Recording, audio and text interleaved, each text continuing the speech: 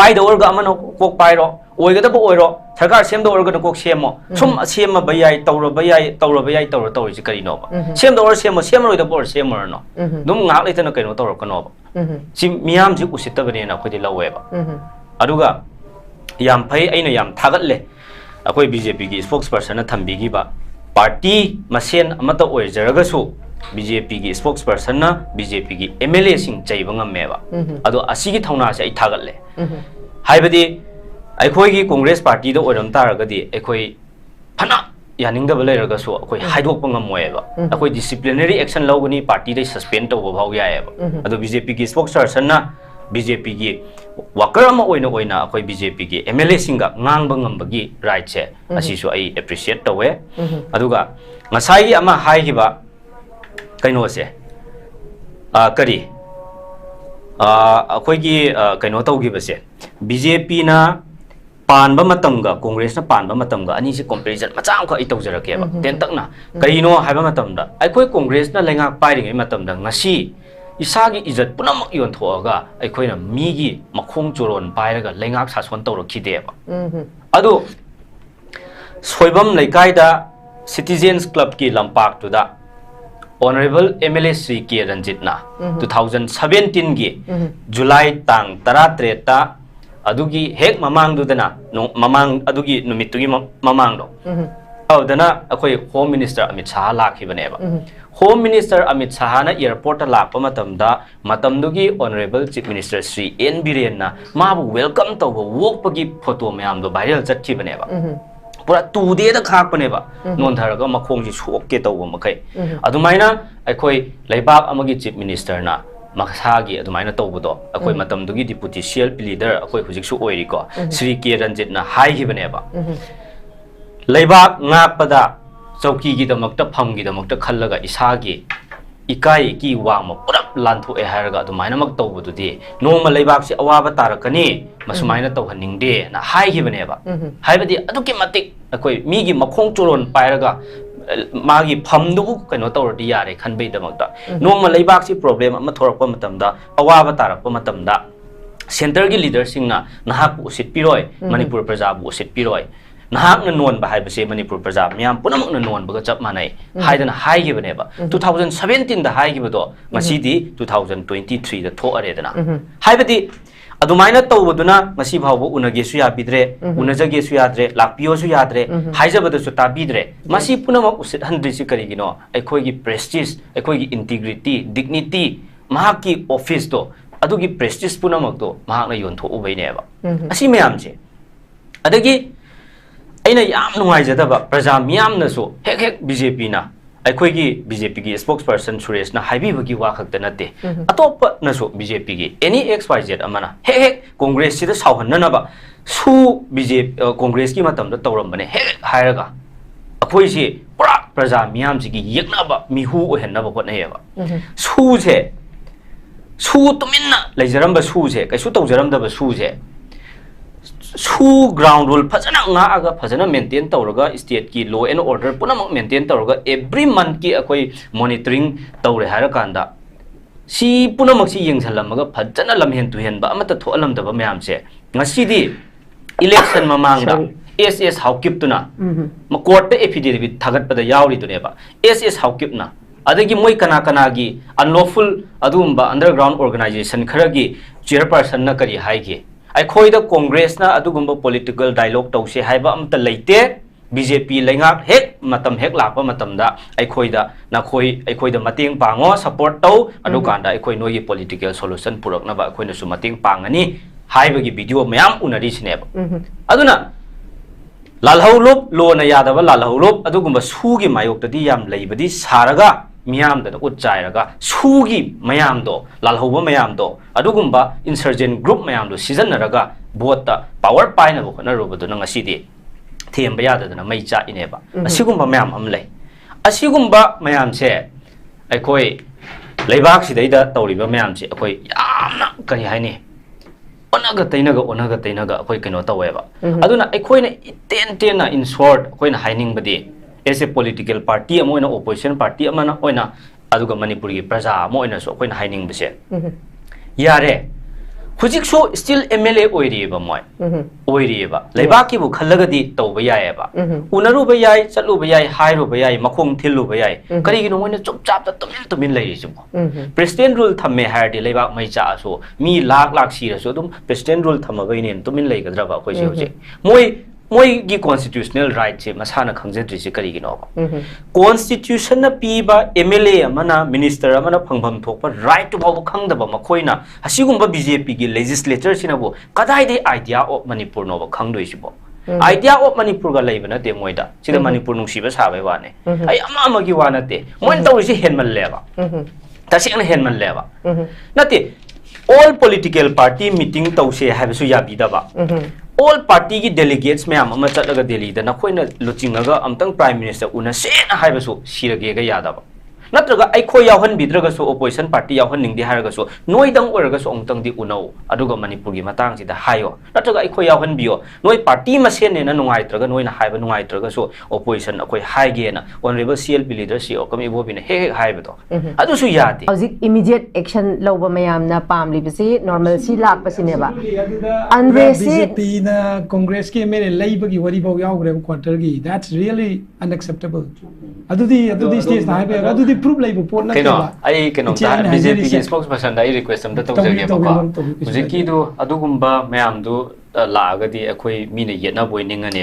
अदुइ सरपदि नते अखोइना खंगजनिंगबा प्रजानासु खंगनिंगबा क्वेश्चन खरा अइना हंगजगिबदो अदुगुंबदा ओइना खुंबिरगदी हेना नुआइनिबा नते प्राइम मिनिस्टर उनबा ngamdriba करिगिनो प्राइम मिनिस्टर लाक्रिबा करिगिनो ऑल पॉलिटिकल पार्टी मीटिंग तौजाबे यात्रि करिगिनो गुंबसे every debate adum tawna ahan bangang mi si di mong da chance am pika tawne last my closing do okay mayam na ngang dai ding ang thokra bane ai gi oiba clarification ai objection am dai ai maru na hang question do jai answer do se ai maru ki da yet pagi adu gi nata bai ta ai sai sum tai chief minister choiron ga haiba asi gi debate si tawri topic si choiron gi adu sai choiron jani 2 times ni anchor na unfortunately madu adum ya lai ta choiron ji phajaba wa ina adum chalhan bi le adum su ai objection tau jai ko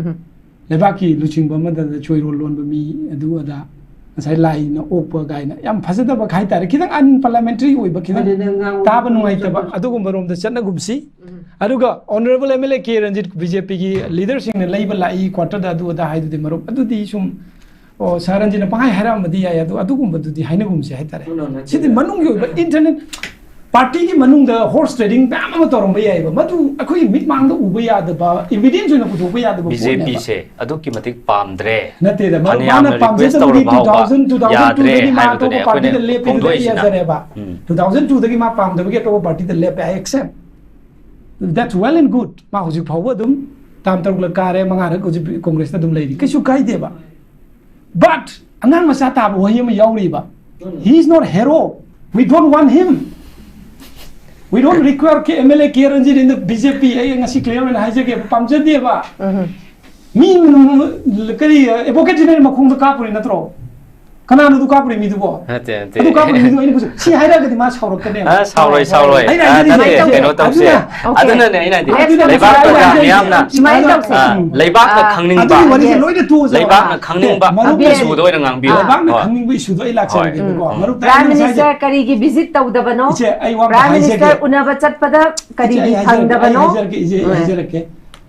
मी यम द पैसा की बोरी से allegation आई न शादी की discussion any discussion young भी होगा कोई मनी की पोर्ट से कोई छुनी सी न रोएबा सिगे डेकोरम म ngak min na से हाइबा नसा मरुम ना BJP दा चंगो हाइरा मेगा हाइरा गदि आयु एक्सेप्ट तोरम बया है पैसा पुरगा लाई गायबा को हाइरा गदि अदुदी अदुगी पुतम तो बीदर गदि आई दी येत पे वादी नते को टाइम्स ऑफ इंडिया ओइसनो हिंदुस्तान टाइम्स ओइसनो इंडियन एक्सप्रेस ओइसनो अदगी नेशनल की लीड पेपर मैम से अमसुंग नेशनल की मीडिया अफाव मीडिया हाउस ममिंग लेरब मैम से सिदसु ब्रेवरी की अखोई की पैसा पीरगा अखोई कनो तौबगी MLA लेबगी खोटबगी मा लामे अइंगोंदा पैसा असु ऑफर तौबगी हाइबगी मयाम तौवे नोमता कइंता कनो तौते ऑफिशियली MLA के प्राइम मिनिस्टर लाक मणिपुर की बंदो सेंटर ना हंदो हाइरगा हंदो लैरा सेंटर ना हंदो हाइबा हाइदबा अदुदी ऑनरेबल फॉर्मर चीफ मिनिस्टर का अमित शाह जी के सानबनी मरुगी सेक्रेटरी मेंटेन हम लेरमनी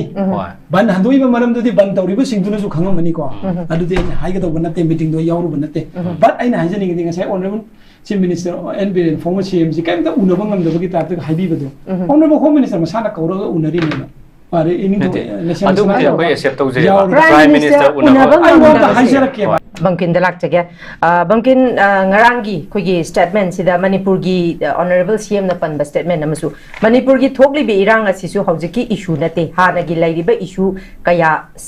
semdok na ba honarakpadagi thok pasu thokpani su hairi masina hojik hari ba mahang ngarang phongdokriba statement jiga hojik inau Suresh na phongdokriba hojiki hana gi any cookie tribe si khoi chalhan gi bisigi matang 2003 gi da khoi gi hana gi former Chief Minister Okam Ibo Bina sigi matang da su khoi gi inau na hojik with along with data pothor iba sigi matang da di kari hojik ngarang akhoi gi honorable former Chief Minister Nongthombam Birena thamlai ba statement siga hojik akhoi gi Suresh Kumar na pothori ba statement siga yamna relevant oiba kari clarification kamai to kari thambininge bamkin ontang thambi clarification duna ngak le ga tawjage aduga mamangi oiba kari kari no khara haijagi ke koi gi hana gi honorable Chief Minister Sri N Biren na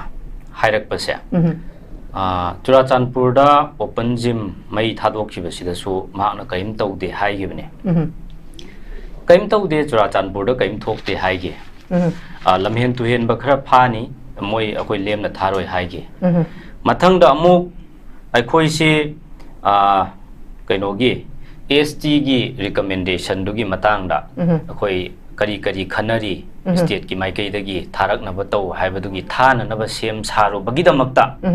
tha so tha dringai pini piroi hai ba adu oigani oiroi bau khangdringai da adu honaru bagi da makta ne thoi be rang se mu hai adagi mu security lapses ne mu hai intelligence failure ne mu hai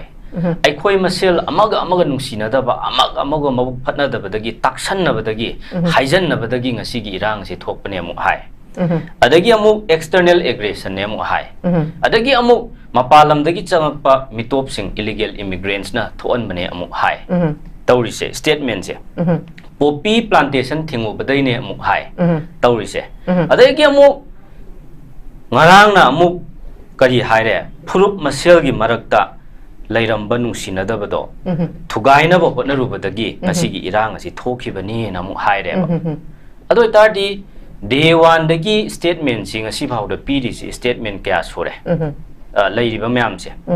irang sigi root cause se kadino hujik khangdrieba hujik still akoi BJP amasung BJP gi hanagi honorable Chief Minister Sri N Birena Manipur da thoibe irang si kaidobagino haiba si su khangdrieba kamdongna loisan gadage haibadi lairadana adagi aikoi mamangda akoi gi honorable deputy CLP leader Sri K Ranjit na ama haiba am leibane akoi khangde bebhar thokte di haigadra ko ado hanagi honorable Chief Minister se laibak sason haitabadagi laibak ngakpa ngamaktabadagi akoi kok se khara bera karakpa akoi adumaina akoi kok se khara nungairaktraba male na haigibane ba aduna soiron neba ngangi se ngarang na kari ngangi ngasi na kari ngange hayeng namu kari ngangakani haibse akoi kanamta tambangam deba BJP gi statement sing se maru oina hanagi former Chief Minister Sri N Biren gi wafam se aduna akoi gi deputy CLP leader Sri K Ranjit na haibi gi bada akoi kari mahna hai bada akoi lamlai ma oknaraba misab ama dongna tawre haibane ba aduna lamlai ma okna ba haibse soiron yamna lon kan ba aduna wachoi ngangaga oina leire akoi main point da lagtre ba BJP ji huje kangauna re ba asine adagi amu hairi ba statement mayam sigi tongan ba version kaya ma BJP na lep laitana dewan dagi ngasi bhaw ba pirak paduna ngarang so na hongna na mu pire adagi amu ani subada ina hainingi sina lemhauri ba thabak thoram mana hana paikhat ke khalamba paikhat pa horam ba thabak mayam ado ai power paira su paidra so ai makhata na ai pangthok na bo na gini hairi ba power pairing ai matam dadi thabak to pangthok piramba kari kai ba ge ba miyam na khangninge Congress party na su khangninge ba aduk yam na leibak miyam gi thabak tawningi ba मियामगी याय फननब खनबिरिबा honourable Shri N villain करीगिदमक्ता थबक अदुयाम तौनिंगिबा लेबाक के याम खल्लिबा महाकना हाथु हाथु governor की मनाकदा चंगगा अखोई resign तौसलुरिनो resignation letter पिसलुरिनो मियामगी सेवासु तौनिंगे हाबा थबकसु तौनिंगे तौगदब थबक कयामसु वाटली हाबा अदुगा resignation तौरुरिदुना करीगिनो अदुगा हुजिकना power पाइद्रकांदा आई असि तौनिंगे असि तौगिगनी हाइदना मिंगोंदा अखोई इमोशनल ब्लैकमेल तौरिसि करीगिनो असिगुंबा मले अदगी अमना बीजेपी ना हुजिक तौरिसि स्टेट की लीडर बीजेपी की लीडर सिना भाव मणिपुर करी थोइगे हाइबसे फजना खंगोक ngамद्रबनिना सेंटर द मरिक चुंब रिपोर्ट अमत पीब ngамद्रेबा मदुना नेबा होम मिनिस्टर अमित शाह ना तोंगान तोंगान वर्जन पीरग लइसे माकना हाई अखोई कम्युनल क्लास ने मु हाइरे हनक लेटेस्ट ता अखोई मसे नुंसिनदबगी अखोई थोप इरांग ने मु हाइरे अहानबद एक्सटर्नल एग्रेशन ने मु हाइरे सिगुम मयाम से तोंगान तोंगान वर्जन से बोथ सेंटर अमसुंग स्टेट की बीजेपी लीडर सिंगना लेप लेतना हाइरगा मियाम से कंफ्यूज हल्लगा अखोई पॉइंट द लाक्ट्रेब असिने अदुगा अमना अखोई चुम्मे आईएलपी याम हाई बीजेपी ना आईएलपी ना हाई अखोई आईएलपी से अखोई सु अप्रैल 30 2015 दा मणिपुर पीपल्स प्रोटेक्शन बिल हाइदना असेंबली ना अखोई डिसीजन लौदना अखोई अदुमाइन तौदना मयाम खना नैना अग्रबनेबा कयारक लेबाक की सीएसओ मयाम तोंगान तोंगान बा मसीगी लेबिरिबा सीएसओ छात्र संस्थान तोंगान तोंगान स्टेक होल्डर मयाम जिना खंगबिरमगनी अदो हाइरिबा बिल सी सेम साबदा बिल प्रिपरेशन कमिटी सिदा अखोई मसीगी बिल सी ड्राफ्ट तौनब होनबदा मणिपुर पीपल्स बिल से सेम साननब होनबदा अखोई हानगी चीफ मिनिस्टर ओइबिरमिबा honourable chief minister Shri N Biren से महाक मसामक से यामना मरुओइबा अदुगुंबा रोल अमा लौखिबनेबा मरुओइबा रोल अम लौखिबनेबा मसिदा अखोईगी former chief minister Shri Okram इबोबिना नकोइना पई हाइबदो लेबाकी ओरगदि लेबाकी इंटरेस्ट नेबो हाइरगदि मियामना यागदबा अफबनेबो हाइरगदि तौसे हाइदना मखोइदा फुल ऑथोरिटी पीरगा सिनगिबनेबा मतमदुदा मोइना करीगी चनाबा याबा कैनोमा पुथोखिदबनो honourable chief minister Shri Okram इबोबिगी अखोई मंगोंदा थंगजनबगी सुंगै लेतेबा मरमसे अखोई असिगुंबा फॉल्स एलिगेशन तौबा यारोयबा अदुना हाइरिबा मणिपुर पीपल्स प्रोटेक्शन बिल से अखोई गवर्नर दा हाना थारे थारा मतुंगदा गवर्नर ना अमु अखोईगी प्रेसिडेंट दा थारगा अखोई एसेन लौरबा मतुंगदा एप्रूव तौरक्तबा हाइदना लाकदबनेबा हाइरिबा मयाम से मसी सु कैदवे 1951 दा अखोई बेस ईयर ओइगदबनेना तौनखिबनेबा अदु ngasiदी 1951 से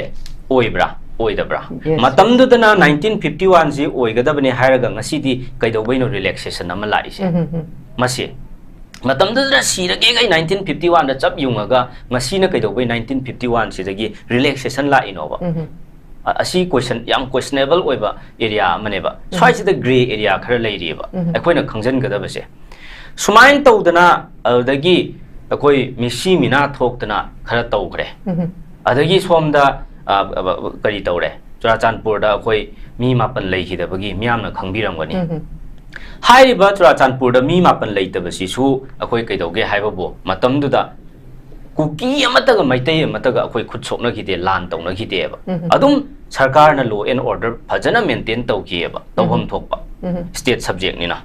अदुमाइना तौरगा चेक मुक लाउखिदे ngasiगी सुमाइना ngasi कनागुंबा कम्युनिटी अमना करिगुंबा गवर्नमेंट की मफमदगी करिगुंबा म डिमांड तौबगिदमक्तने हाइदनबो सिगी मिकअप मिराव खोजि थोकपा याब्राबा अदुना याम खेनै अनि सि कंपैरिजन तौबा यारोय अदु हाइरिबा पुनमक्से अखोई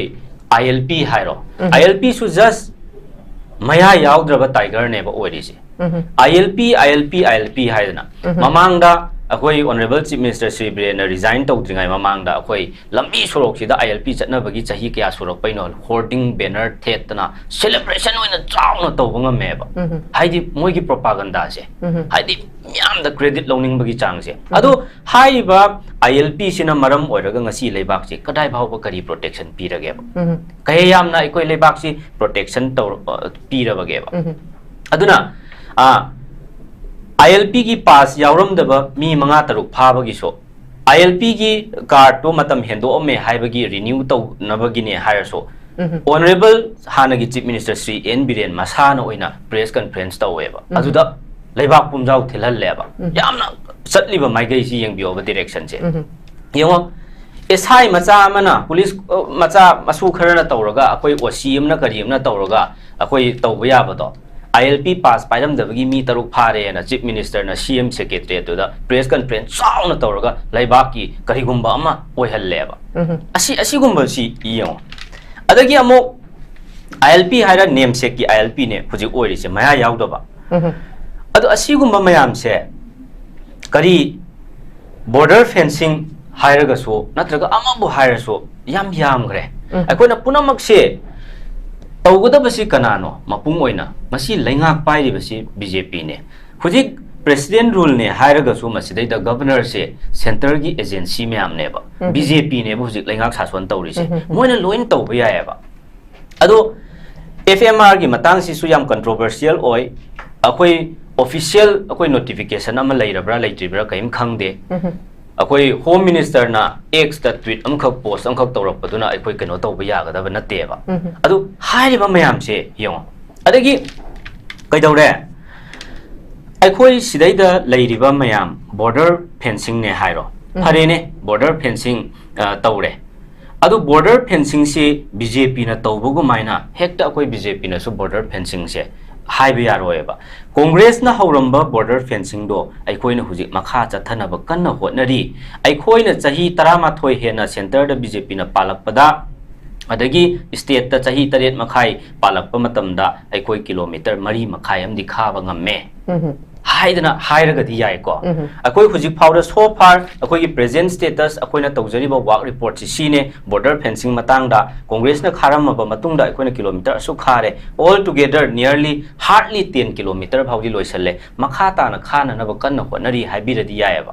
ado matam du da border fencing khaba da thingi ba mayam si so kanano haiba akoi ngasi loina ming pandra so in khangye ba icham maidana lairami ba mayam do kanano kaino loin khangna bane ba border fencing da angak ba phangna yet le harakanda ai khoi gi Manipur gi lammange asomda Myanmar rom da henjan khre masi amtang proper survey ma tok thoktraga di yaroi hadane akta sirage gai sikhang khanga yet chidana masidi laibak ki lammanga ga di phare atudi proper survey ama tawthokanda aikoi matam kharagi oina lephallase haidana Congress ki sarkar duna matam duna khaba horamaga lepkhibane ba kharamdaba tawramdaba natte ba ado Congress ki matam da adu tawramde haibagi mahutpudi nakhoi da power pirabane akoi Congress si pamdre haidana miyamna yadre haidana aikoi BJP da amuk elect tawra abane ba public mandate pira abane ado itardi Congress na tawramdaba Congress na phatte hairiba tawrami ba mayam do madu follow tawra leibai mohta BJP na afaba thabak khara tawraga miyam utpi badi kari kai bege sine ba koina hangningi se adum asumai leire adagi somda war on drugs tawru bagira akoi honorable chief minister Sri N Biren da miyam na yam sauningi se haita hayaba war on drugs to natte akoi war on drugs tawba kanana su sauningde akoi loina makna support tawe Congress party na su support tawe praja miyam na su support tawramgani ba ado war on drugs tawe di hairaga lukhosai jawdo kari gi CBI da sinadabano ba lukhosai jawdo hujik magi wari kadai da leigre ma kadai chatkhre akoi khangde ba magi driver lupa lising 7-9 tolop chaba driver du gi ne na yang graba karor kaya gi no ma gi drug tu pharaga driver du da tainaraga dum tokre CBI da case sinase haibasi yade ba adu yengo leiba ki damakta ima leiba ki damakta sirage na thawai tharaga chongthokchari ba aikoi leingak pasing sina leingak pangamakta badagi ima leiba kandaba yade na thora aga akoi kanan Arambai Tengol gi army in chief haibra adu ma kaino tawbadadi karigi CBI da sinari laibak ki damakta mathwai tharage na chongthoiba Arambai Tengol gi army in chief tudi kaidobagi akoi CBI da sinaba haisi state ki approval yaudana yaba na teba adu state na adu da consent piri si karigi no laibak pu laikha ta haliba khunai sibu maru phungna maru akoi phuktat na bo honari ba निसागी इपाक मांगनबा अदुगुंबा साथीरबा तमथीरबा drug की इपाक योछनगी गे तौरबा अदुगुंबा drug की कारबार वाला अचौ अचौबा मयामसे मसीबुना सीबीआई दा सिनदना इमा लेबाकी दमता थवाई कथोगेना लेरिबा मखोइबुना कैदोबै सीबीआई दा सिनरिनोबा असिगुंबा मयाम लेबा अदो कक्चिंग लंघाइदा मोरेदगी अखोई कमांडो सिंगना पुलिस कमांडो ना पुथोरकपा ड्रग मयाम दो कक्चिंग पुलिस ना डिस्ट्रिक्ट पुलिसिंग दुना अखोई फाबदो अखोई independent investigating body amada akoi CBI da sinase haibadu so yagi dabneba war on drugs ti haiba nisagi mayok ta di lepa manba aduga nisagi mapu mayam se drug lord mayam se masibuna free hand tharaga thamaga noma kang de khabar da yauri ba karor lising gi phare karor chatret gi phare adu phare de haiba noma ta akoi moigi where about akoi khangdana adum loisan gi bangat ne ba adagi kaino tawe ba mapu noma ta masa khangi de ba phare na khabar du lamani makha ta wari akoi amta khang de ba asiguma mayam se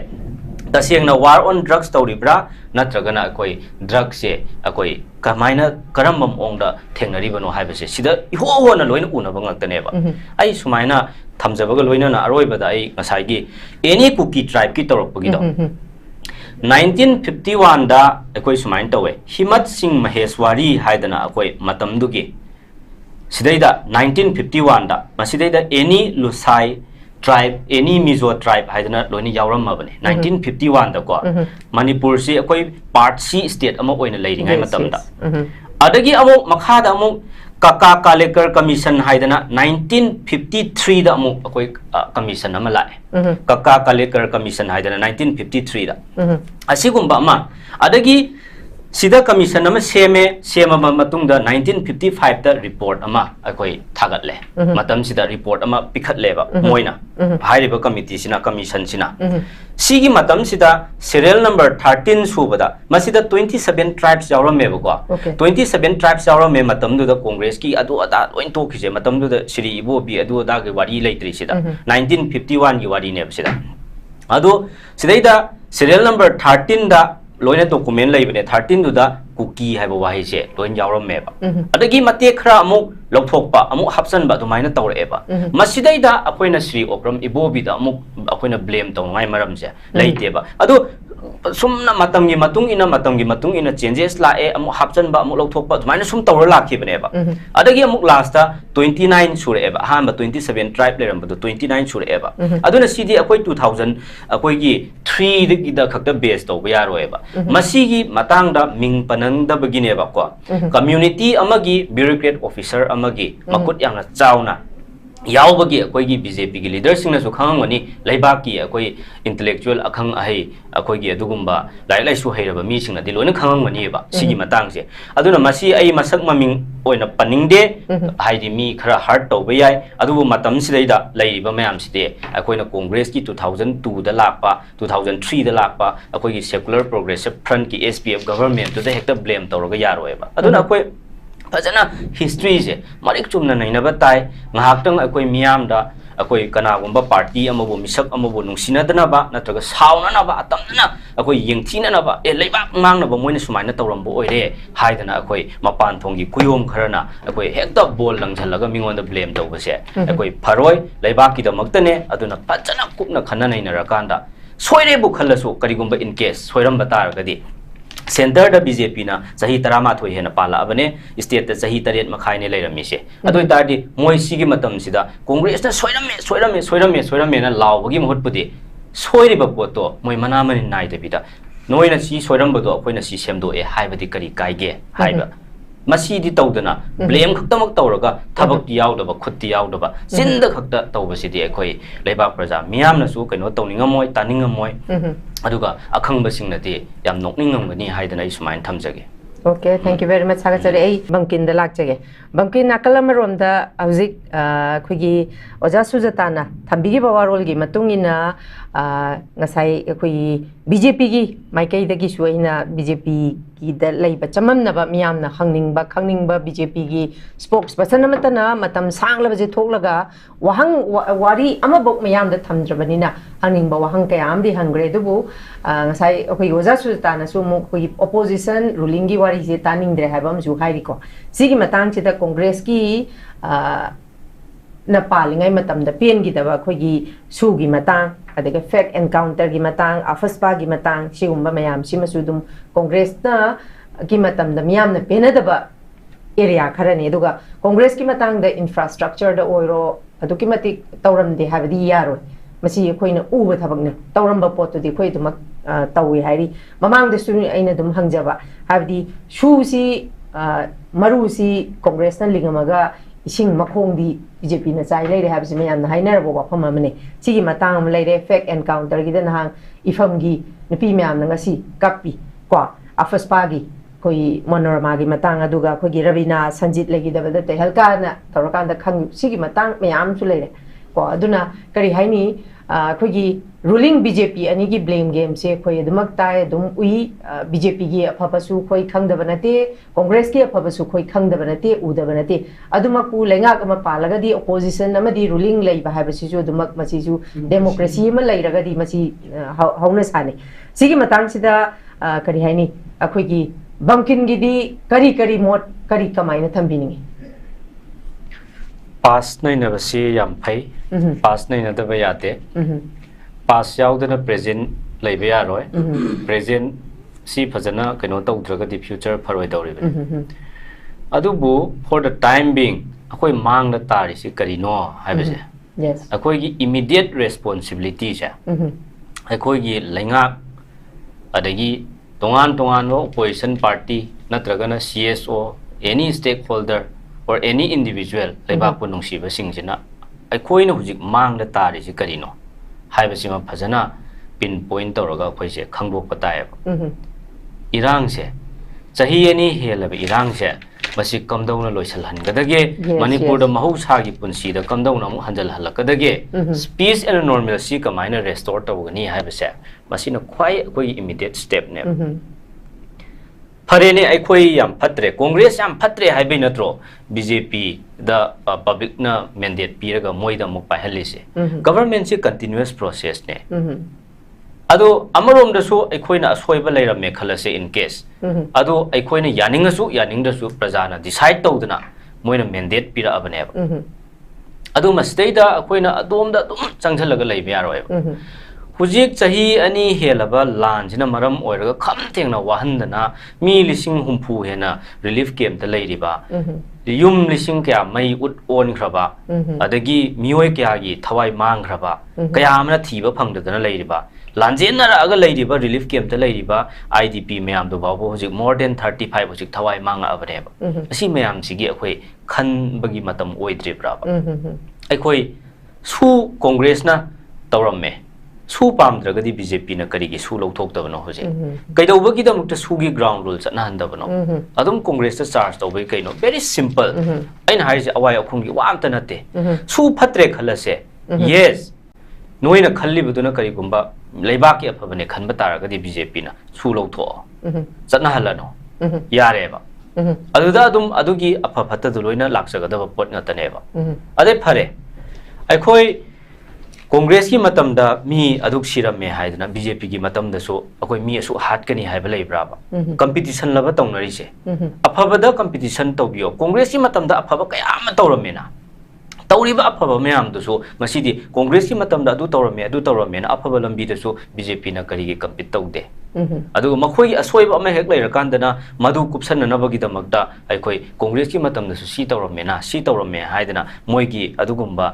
face saving oina bo khotna ga puthok padu yaroyaba masi blame game natte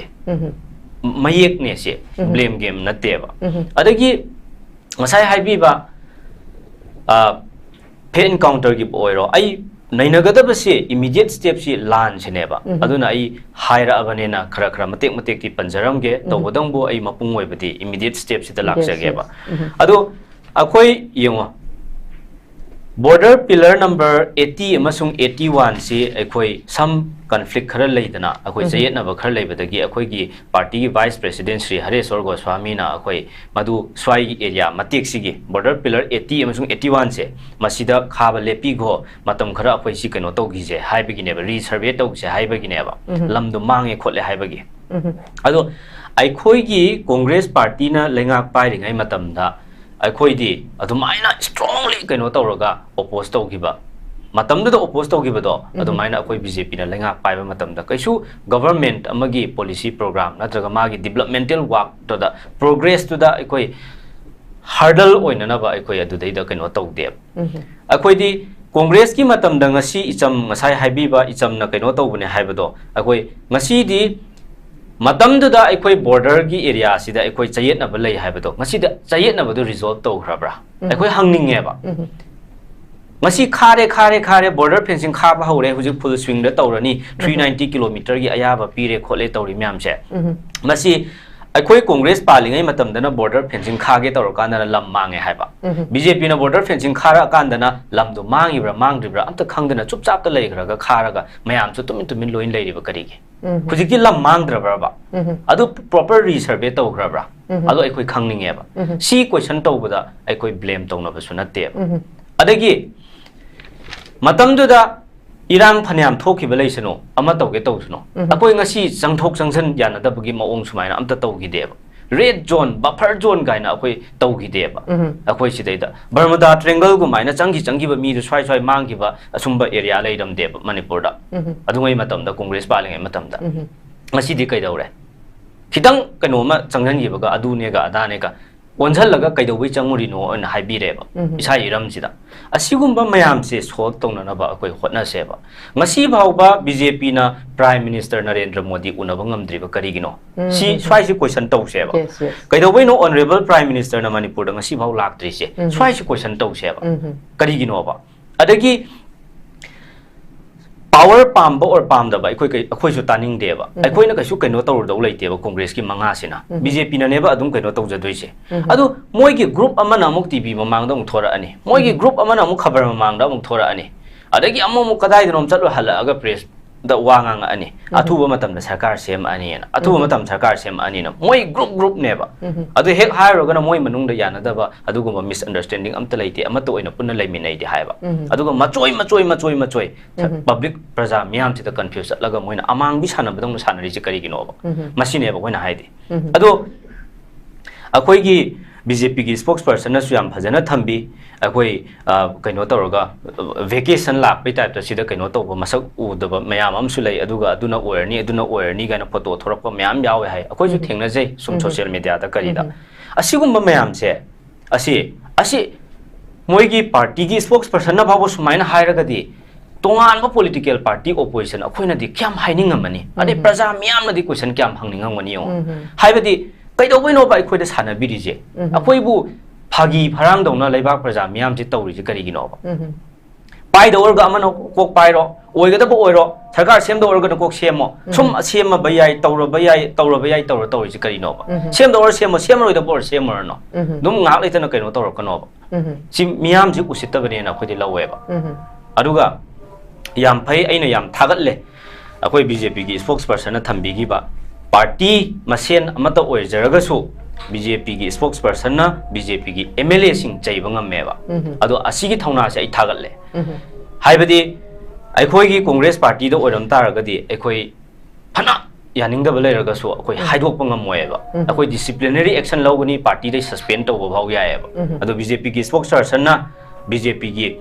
worker ama oina akoi BJP gi MLA singa ngangba ngambagi right se asi su ai appreciate tawe aduga ngasai ama hai hiba kaino se kari akoi gi kaino tawgi base BJP na panba matamga congress na panba matamga ani se comparison macham kha itawjarake ba ten takna kaino haiba matamda akoi congress na lenga pairing matamda ngasi isagi izat punamak yon thoga aikoina migi makhong choron pairaga lengak sason tawro khideba adu soibam laikai da citizens club ki lampak tu da honorable MLA Sri K Ranjit na 2017 gi July tang 13 ta adugi hek mamang du dana mamang adugi numit gi mamang do dana akoi home minister Amit Shah lakhibaneba Home Minister Amit Shah na airport lakpa matamdugi Honorable Chief Minister Sri N Biren na mabu welcome to walk pagi photo mayam do viral chatkibaneba pura 2 day da khakpaneba non tharaga makhong ji sok ke taw makai adumaina aikoi leibak amagi Chief Minister na ꯃꯁꯥꯒꯤ ꯑꯗꯨꯃꯥꯏꯅ ꯇꯧꯕꯗꯣ ꯑꯩꯈꯣꯏ ꯃꯇꯝꯗꯨꯒꯤ deputy CLP leader ꯑꯩꯈꯣꯏ ꯍꯧꯖꯤꯛꯁꯨ ꯑꯣꯏꯔꯤꯀꯣ ꯁ꯭ꯔꯤ ꯀꯦ ꯔꯟꯖꯤꯠꯅ ꯍꯥꯏꯈꯤꯕꯅꯦꯕ ꯂꯩꯕꯥꯛ ꯉꯥꯛꯄꯗ ꯆꯧꯀꯤꯒꯤꯗꯃꯛꯇ ꯐꯝꯒꯤꯗꯃꯛꯇ ꯈꯜꯂꯒ ꯏꯁꯥꯒꯤ इकाई की वांग पुरप लांथोए हारगा अदुमाइनमक तौबदुदि नोंमा लेबाकसे अवाबा तारकनी मसुमाइना तौहनिंगदे ना हाइगिबनेबा हाइबदि अदुकि मतिक अखोय मीगी मखोंग चोरोन पायरगा मागी फमदुबु कनो तौरदि यारे खनबैदमकता नोंमा लेबाकसे प्रॉब्लम अमा थोरकपा मतमदा अवाबा तारकपा मतमदा सेंटर की लीडर सिंगना नाहाक उसितपिरोय मणिपुर प्रजाबु उसितपिरोय नाहाकना नोनबा हाइबसे मणिपुर प्रजा म्याम पुनमकना नोनबगा चप मानै हाइदना हाइगिबनेबा 2017 दा हाइगिबदो मसीदी 2023 दा थोअरेदना हाइबदि अदुमाइना तौबदुना मसी भावबो उनगेसु याबिद्रे उनजगेसु याद्रे लाकपियोसु याद्रे हाइजबदसु ताबिद्रे मसी पुनमक उसित हंद्रिसि करिगिनो अखोइगी प्रेस्टीज अखोइगी इंटीग्रिटी डिग्निटी महाकी ऑफिस तो अदुगी प्रेस्टीज पुनमक तो महाकना योनथो उबैनेबा असि मयामसे अदगी अना याम नुंगाइजदबा प्रजा मियामनसु हेक हेक बीजेपी ना अखोइगी बीजेपी की स्पोक्स पर्सन सुरेश ना हाइबीबगी वा खक्ता नते अतोपनसु बीजेपी की एनी XYZ अमना हेक हेक कांग्रेस सिदा सावहन्ननबा सु बीजेपी कांग्रेस की मतमदा तौरमबने हेक हायरगा अखोइसे पुरा प्रजा मियामसिगी यeknaba मिहु ओहन्नबा होटनेबा सुजे सु तुमिन्ना लेजरमबा सुजे कैसु तौजरमदबा सुजे सु ग्राउंड रूल फजना ngaga फजना मेंटेन तौरगा स्टेट की लॉ एंड ऑर्डर पुनमक मेंटेन तौरगा एवरी मंथ की अकोई मॉनिटरिंग तौरे हारा कांदा सी पुनमक सी यंगसलमगा फजना लमहेन तुहेनबा अमता थोलमदबा मयामसे ngasiदी इलेक्शन ममांगदा SS हाउकिपतुना कोर्ट एफिडेविट थागतपदा यावरिदुनेबा SS हाउकिपना अदगी मोय कना कनागी अनलॉफुल अदुंबा अंडरग्राउंड ऑर्गेनाइजेशन खरगी चेयरपर्सन न करी हाइगे अखोइदा कांग्रेस ना अदुगुंबा पॉलिटिकल डायलॉग तौसे हाइबा अमता लेते बीजेपी लेंगाक हेक मतम हेक लापा मतमदा अखोइदा नखोइ अखोइदा मतेंग पांगो सपोर्ट तौ अदुकांदा अखोइ नोगी पॉलिटिकल सॉल्यूशन पुरकनबा अखोइना सु मतेंग पांगनी हाइबगी वीडियो मयाम उनरिसिनेबा अदुना लालहौलोप लोना यादबा लालहौलोप अदुगुंबा सुगी मायोक्तदी याम लेबदी सारगा मियामदन उच्चायरगा सुगी मयामदो लालहौबा मयामदो अदुगुंबा इंसर्जेंट ग्रुप मयामदो सीजनरगा बोता पावर पाइनबो खनरुबदो ngasiदी थेमबा याददना मै चाइनेबा असिगुंबा मयाम अमले असिगुंबा मयामसे अखोय लेबाक सिदैदा तौरिबा मयामसे अखोय यामना करि हाइने ओनगा तैनगा अखोय कनो तवेबा अदुना अखोयना टेन टेना इन शॉर्ट अखोयना हाइनिंगबदी एज ए पॉलिटिकल पार्टी अमोइना ओपोजिशन पार्टी अमना ओइना अदुगा मणिपुर की प्रजा अमोइना सो अखोइना हाइनिंगबसे यारे हुजिकसो स्टिल MLA ओइरिबा मोय ओइरिबा लेबाकी बु खल्लगदी तौबा यायबा उनरुबा याय चलुबा याय हाइरुबा याय मखोंग थिलुबा याय करिगिनो मोइना चुपचाप तुमिन लैरिसिबो प्रेसिडेंट रूल थम्मे हारदि लेबाक मैचा असो मी लाख लाख सिरसो दुम प्रेसिडेंट रूल थम्मबैने तुमिन लैगद्रबा अखोइसे होजे मोई की कॉन्स्टिट्यूशनल राइट से मसाना खंगजद्रिसे करिगिनोबा कॉन्स्टिट्यूशन न पीबा MLA अमना मिनिस्टर अमना फंगभम थोकपा राइट टू बाबु खंगदबा मखोइना हसिगुंबा बीजेपी की लेजिस्लेचर सिनाबो कदाइदे आइडिया ऑफ मणिपुर नोबा खंगदोइसिबो आइडिया ऑफ मणिपुर गा लेबना दे मोइदा सिदा मणिपुर नुसिबा साबै वाने आई अमा की वानते मोइन तौरिसे हेनमल्लेबा तसेंगना हेनमल्लेबा नते ऑल पॉलिटिकल पार्टी मीटिंग तौसे हाबसु याबिदबा ऑल पार्टी की डेलीगेट्स मैम अमा चलगा दिल्ली दा नखोइना लुचिंगगा अमतंग प्राइम मिनिस्टर उना सेना हाइबसु सिरगेगा यादबा नत्रगा अखोइ यावहन बिद्रगसु ओपोजिशन पार्टी यावहन निंगदि हारगसु नोइदंग ओरगसु ओंगतंगदि उनौ अदुगा मणिपुर की मतंग सिदा हायो नत्रगा अखोइ यावहन बियो नोइ पार्टी मसेनेना नुंगाइत्रगा नोइना हाइबा नुंगाइत्रगसु ओपोजिशन अखोइ हाइगेना ऑनरेबल CLP लीडर सी ओकम इबोबिना हेक हाइबदो अदुसु यादे अखोइ यावहनद्रे फरे मखोइ चलुरो मखोइसु चत्रे चलुद्रे महाक लाअल्लो अदुसु लाकंद्रे कैनोमा तौहल्लो अदुसु तौहंद्रे सी मैम जी येंगोबा अदु इतारगदी लाक्सु लाकपिरनु असोमदसु उनबिरनु इरांग सिति लोसन बिरो यारे अदुसु अखोइ वेल एंड गुड हाइजरगेबा अदुसु तौदेबा सी करिगिनो मणिपुर प्रजा म्याम सिबु अखोइ सि फागी भरांग लब जोकर रब तौरिसे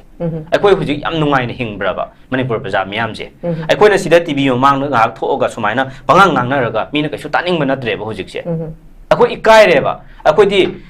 मीडिया हाउसिंग चैनल सिंग इनवाइट तौरपगी लापगी मीडिया हाउसिंग सिबु अखोइना ऑनर तौजबगी इकाइ खुमनबु उटपु ओइना अखोइ सरुक याबा लाक्सबनेबा ngangningdreba अखोइ इकाइजरेबा adagi topic siso yengo choiron ngang ba mi amagi topic ne ba khoina ngasi nai nari se aduna asigumba aidi asigumba kaino tawning de adu haiba punamak si loina subchan gra kanda aina last ta haining ba amakha kaidawe haiba matamda Home Minister Amit Shah na oidaba ngang ba se kyamatik ngang ba ge haiba da BJP na yengone mang akan ma instruction am pirakrabane ba national highway sing free movement lehen gani na haire adu lehendre ba lehenna ba su tawdre ba adu BJP gi legislature lai ba mayam chi so congress ti dum lehendri ji kaino lehenni hairga hairi ba si BJP hun ba na te blame game na te ba makoi na hai gi ba du kari gi thabok oina pangthok tab no na akoi question taw ba je akoi ithau ne ba adu tawde adagi mo adu su phare ne yare ne national highway free movement lehen gani haire lehendre adagi amok latest Home Ministry ki instruction amada akan ba India ki state punamak tagi illegal immigrants mayam detect tawgadabane deportation tawgadabane within 30 days haina order akan ba mpi bane ba adugi order do thokraba matungda Home Ministry dagi numit kunthani gi manungda state sing dagi illegal immigrants ma pan dagi changapa mitop sing masak khanglokadabane logi oiba action lawarga moi deport tawthoki gadabane haibdo adugi order do Manipur na kayam illage ngasi adugi report akoi khangninge ba government ki oiba official akoi clarification am pa me ba si matangda mi kaya identify tawre mi kaya na huji logi oiba action lawkhatle mi kaya na deport tawre kaya na process ta lairi hai ba koi khangninge ba madugi poto akoi governor da Sri Kaisam Megachandra honorable akoi PCC president na unarur kanda akoi madugi chapcha ba answer pir o yate hai ba adugi wadu to khise sahi amani sida akoi na si bhaw badi akoi asi detect tawre na oina khumme hai ba okay adu maina thaira chatar gadi leibak si khatai dagi transparency no khatai dagi sidai da kaino no ba good governance no ba lak toi je asigumba mayam se haininga yam lei adubo ai matam yari ba yadra ba khangde aduna asigumba mayam se akoi congress na palingai matam da asokki matik mino usetana laksana to basi makti tawgidabane akoi gi asoi ba phanyam leiram ba yai miyam na penada ba miyam leiram ba yai congress ki lengak sasor matam da so adubo leibak sigi izat asuk sathi na di lekha ta han gi de ba ikoi atukki matik ikoi integrity amaga loina na ikoi leibak sing ngak lakhi bane congress ki lo chingba singna duga loisalak pada aina haining base ngasai akoi BJP ki spokesperson na haibi bada adum hai gi bane aisu chamna sum kaino clarify tau ja ho bane akoi deputy CLP leader honorable MLA Sri K Ranjit matam du da June 18 gi matam da BJP kaino tawram bane na haibado hoi matam du da ma BJP tawram me adu bo June 18 gi BJP gi thawdo do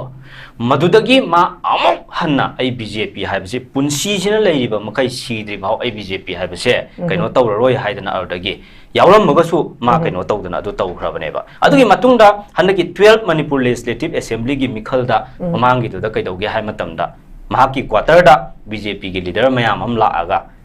cabinet minister so pini adagi kaino su tawni haidana adumain tawdana mayam am tawramabane ba paisa su pina na ba haidana ani themdana akoi ngangrabane ba akoi BJP da oina vote le pion tawdana adubo BJP ki lep laitana chathara iba thawong thawdo kaya se laiba pu manghan ta anba ekoi bu amaga machet ta halaga manghan ta anba siguma mayam sidagi ekoi BJP amuk hanna kaino tawroi haidana mahakna du main tawgi ba amasu lai haibado ai du main na thamjarange adaga ekoi gi amana last oina dum 1 minute par yani adagi illegal immigrants ki matang se ekoi illegal immigrants hayaba India Today conclave ta 2018 da akoi honorable Hana gi chief minister Sri N Biren na akoi question taw matam da illegal immigrants ki question hojik issue kaisu leite as of now hojik karimta leite na hai gi bane ba aduna adugi problem leite hairaga kari gi no ba hojik illegal immigrants tawra ise adu amok Hanagi akoi Hanagi nate hauji MLA oiriba Kairao Kendra gi akoi honorable MLA Sri Rameswar Maitaina akoi Tengnopal da let pau haukip si kamdau no vote ka gi bage haibane ba maduda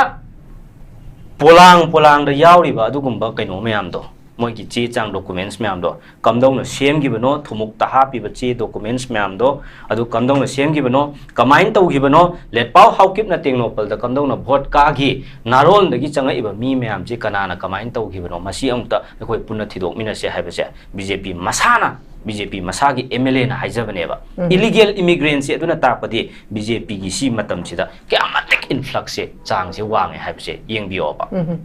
अदुने असुमाइन तौदना अखोय तौगदब थबक न तौदबा तौलोइदब थबक न तौबा हाइगदब न हाइदबा हाइरोइदब न हाइदबा मफम मतम खंगदबा सिगुम मियाम the confusion create तौबा अदुगा थोइबा problem सिगुना solve तौदबा अदुगा मियाम बो अदुम बहलगा थंबा हाइबसे मसी तौहैदब थबकने अखोय मियामना सोइदना परा तंबिरकनी अदुना मसी अथुबा मतमदा अखोय इरांग सि लोइसनब होटनबियो हाइबसे आई सुमाइना हाइरग लोइसन जगे thank you very much I